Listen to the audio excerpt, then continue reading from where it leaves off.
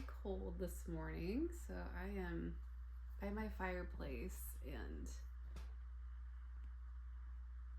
I'm gonna do some lazy art. I brought my art stuff here. I've got my kitty. This is Vidalia, like the white sweet onion. Sometimes we call her Voodsy. Sometimes we call her, I don't know how we got Voodsy, but it turned into Voodsy. Vidalia, Voodoo, I don't know. Voodoo, Toots, Toes, Toestar. There's a lot of variations. And then we have a couple other kitties. That's Hazel, Hazelnut, and then that's Lupin. Lupin like the flower. So we're a little cat crazy, but I'm gonna do drawing and I'm gonna have this purring kitty in my lap. She's my favorite kitty. She's 21 years old. She gets to have special treatment. Okay, I've got coffee. I have not even finished my morning coffee yet. It's so good. I've got a candle. I've got this cute mug that my friend gave to me, and I used to use it for drinking out of, but unfortunately my daughter accidentally broke it. So now it gets to hold my brushes. And this morning I'm gonna use my Beam paints, and they're little paint stones, which is actually quite a lot of paint for watercolor. And they just wrap them in these little beeswax wraps.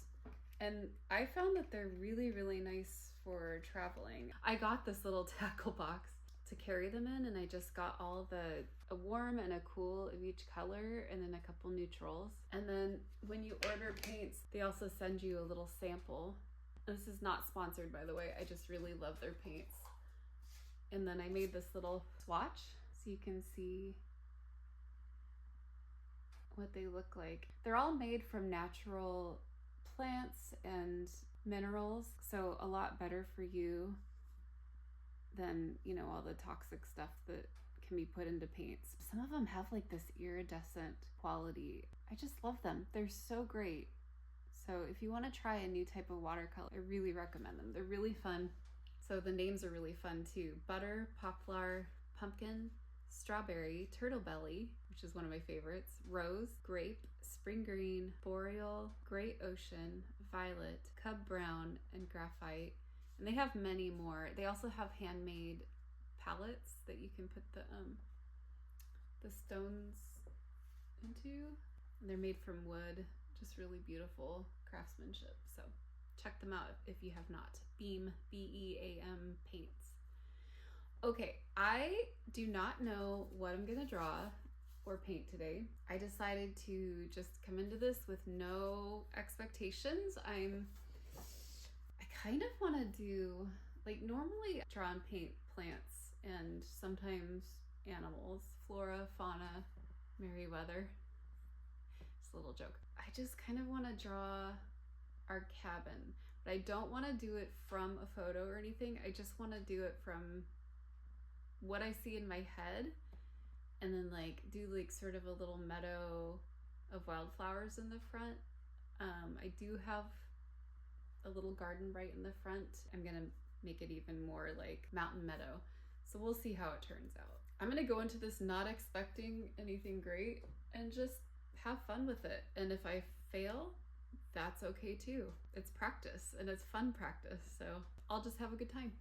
Okay, I'm gonna get started. All right. I think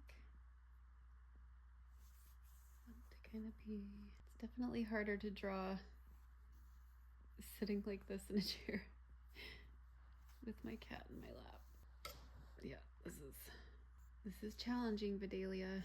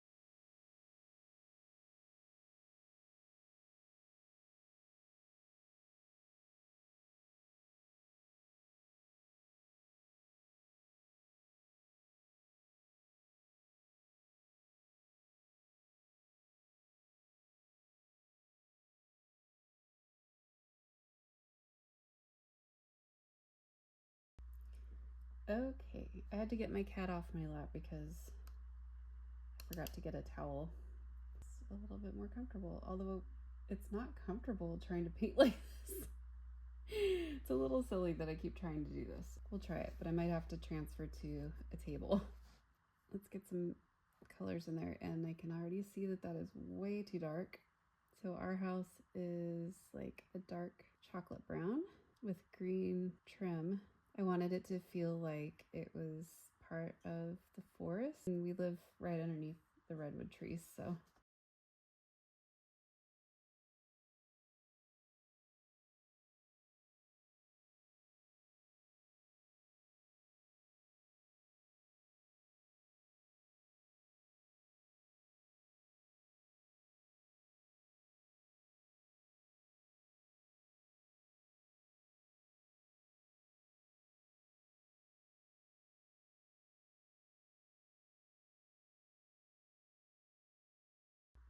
Delia, you already ate.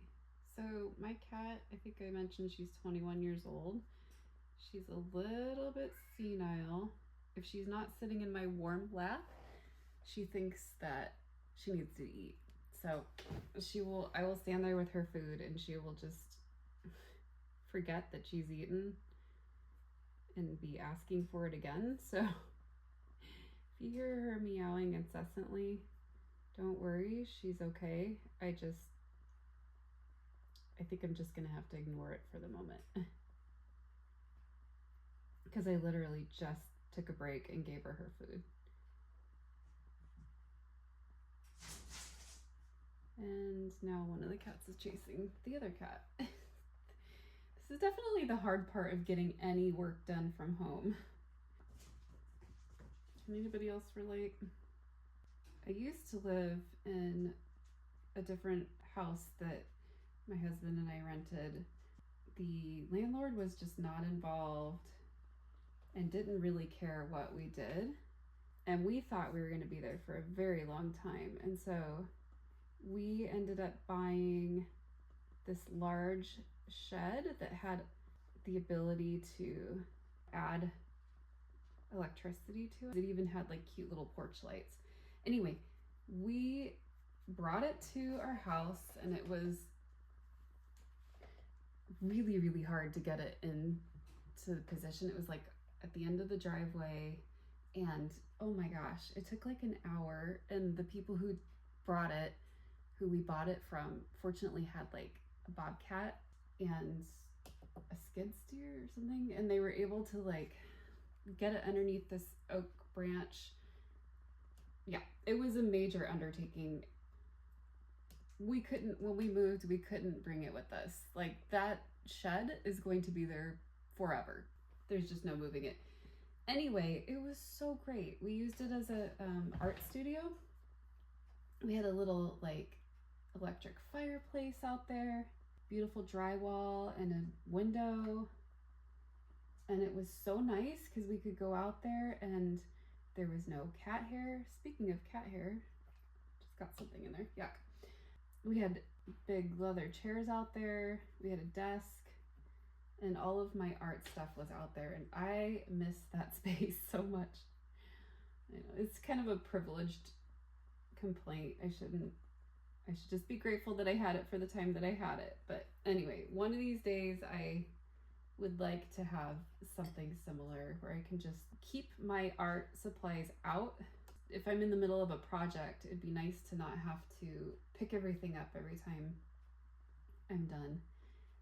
Be able to go to a place where I don't have to hear the cats meowing, or if my family was home right now, like people doing dishes or playing a video game or whatever. It just would be.